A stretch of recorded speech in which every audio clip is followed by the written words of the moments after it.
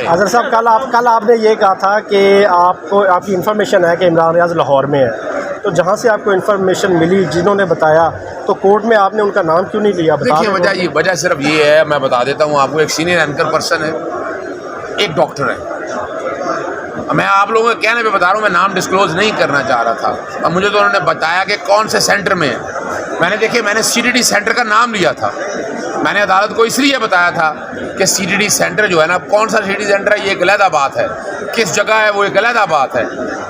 لیکن یہ زیادتی ہے کہ چند سیاستدانوں کی خواہشات پورا کرنے کے لیے آپ بنیادی حقوق کی وائلیشن کر رہے ہیں. سیاستدانوں کی خواہش پوری کرتے ہوئے اداروں کے حوالے سے جو سوال اٹھ رہے ہیں وہ بھی ایک بڑی حیران کن بات ہے. ہم کسی ادارے کو ایکیوز نہیں کر رہے ہیں، لیکن ہم امید کرتے ہیں کہ وہ ادارے جو ہیں ہماری مدد کریں گے عمران ریاض کی بازیابی کے لیے. اچھا سر، یہ بتائیے گا کہ آپ نے کل آئی جی پنجاب نے کہا کہ عمران ریاض کے گھر ایک ہم نے نہیں کی، کوئی ایجنسی نے کی تھی اور ہم نے معاملت کی.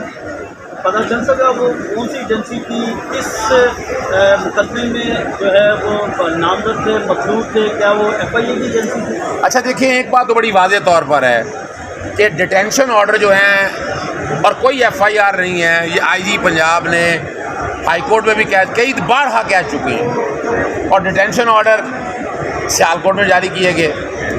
ایف آئی اے سے اس سے پہلے جتنے پرچے ہیں وہ ختم ہو چکے ہیں. نیا پرچہ تو ہو ہی نہیں سکتا جب تک ایف آئی اے میں قانون میں اب ترامیم نہیں کرتے ہیں.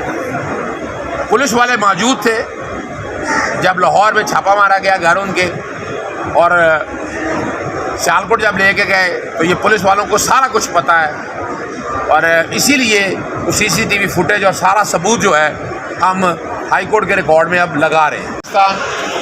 وزیر اعظم، گورنر اور وزیر اعلیٰ کو مراسلہ ارسال کر رہے ہیں کہ لاہور ہائی کورٹ کے مختلف احکامات ہیں. کل عدالت کو غلط بتایا گیا کہ ہم نے ابھی لکھا ہے، وہ تو 16 مئی کا خط لکھے ہوئے ہیں، اور عدالت کے سامنے یہ بتایا ہے کہ ابھی مدد چاہیے. تو یہ جان بوجھ کے ڈیلے کیا جا رہا ہے. تو اس لیے خط لکھا ہے ان کو کہ صدر پاکستان، وزیر اعظم، گورنر اور وزیر اعلیٰ قانون کو حرکت میں لے کر ہیں، فوری طور پر ہدایت جاری کریں اور عمران ریاض کی بازیابی کو جلد از جلد ممکن بنا سکیں. اور ساتھ ہی ایک متفرق درخواست بھی دائر کی جائے گی کہ وزیر اعظم، وزیر اعلیٰ پنجاب، ان کے خلاف بھی ایکشن لیا جائے کہ انہوں نے اپنے آئینی اور قانون کے مطابق اختیارات استعمال نہیں کیے.